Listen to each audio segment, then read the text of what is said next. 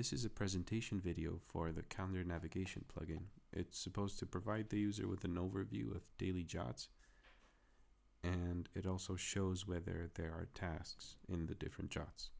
So to start the plugin, go to Open-Note menu and type the name, and it's going to pop up in the sidebar.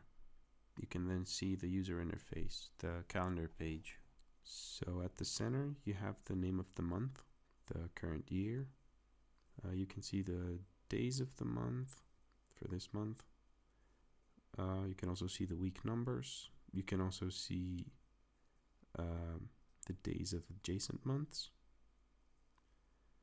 And there's arrows left and right for navigation, but you can also use the direct month navigation drop down. You can see and change the year.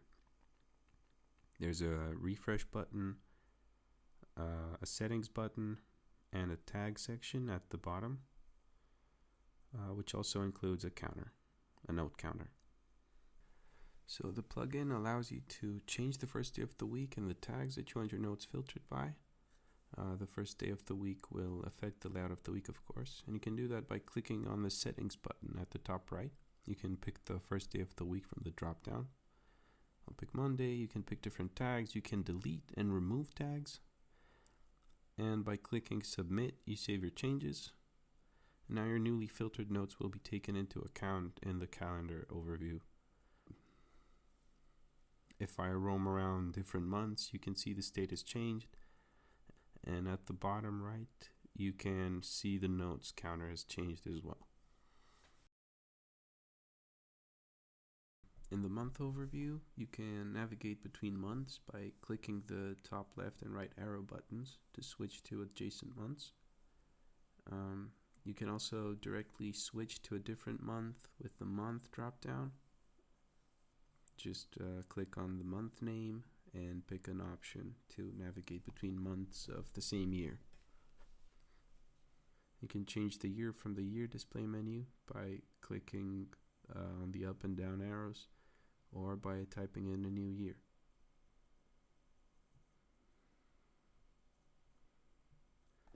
Another feature of the plugin is the go back to today button at the top left. As you can see, the current month is April, and if I click on it, I'm taken back to May 2025, which is today. I can go back a few months with the arrow buttons. So it's February, I click on the button, I'm taken back to May. It also works with the years. I'm going to go back a few years, click on it, and I'm back to today. Notice the button is not active for today's month. So you may have noticed that there's different text colors in the overview. The text is colored gray or black, and there's these little blue and green squares. I call them bubbles. These regard tasks. Basically, the gray color is used to represent adjacent days from adjacent months, and that's just a calendar default.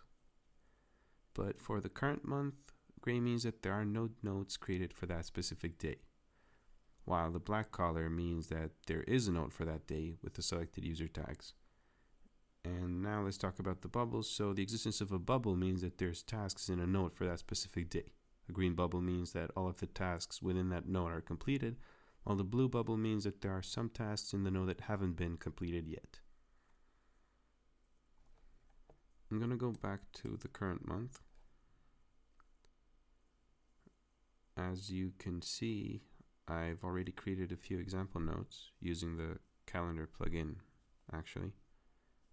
You can see there is a note for the 8th of May, and if I click on it, it's going to take me to the note I have created of this day. The calendar blips here because the app switches from jot view to note view. Coming back, let me show you a note with tasks as well. In this one, there's two different tasks that are not yet completed.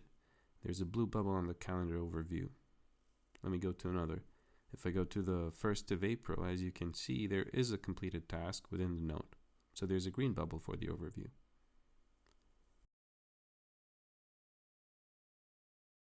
Okay, now what about the gray jots? Well, you can use the plugin to create new notes for different days. I can shift click on a gray date to create a new note. As you can see, I've been taken to the 9th of May.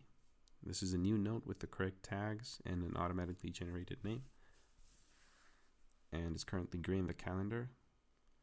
But if I refresh it, then you can see the font go black as well. You can also change the user tags from the ribbon at the bottom of the calendar page. Just click on the tags and the settings menu will open. You can change the first day of the week if you want. You can change the tags. Save changes by clicking submit. And you will see the new tags are displayed, as well as the new note count. And you can just switch them back and forth as many times as you want. Another cool feature is the plugin allows you to create notes for weeks as well. So you can see only one of the week numbers is colored black. That's because I've already created a note for week 19, and by clicking on it, I can navigate to it. Again, note the tags and generated name. And clicking on any of the other week numbers doesn't get me anything. However, if I hold shift while clicking on them, that's going to create a new note for that week. Note the name. It has the selected user tags, and these week notes can have tasks, just like the day notes with green and blue bubbles. And just like the week notes, you have the same feature for month notes, except they are accessed via this last button at the top of the calendar page. So if this little note icon is gray, there are no month notes for that month. And you can create a note by shift clicking on it, and it's going to generate a new note with an adequate name.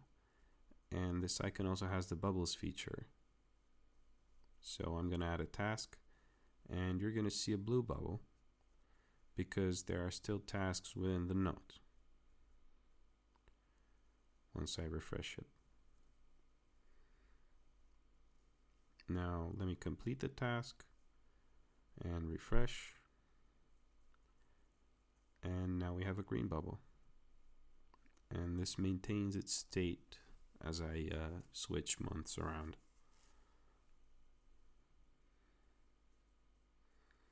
So yeah, that's pretty much it.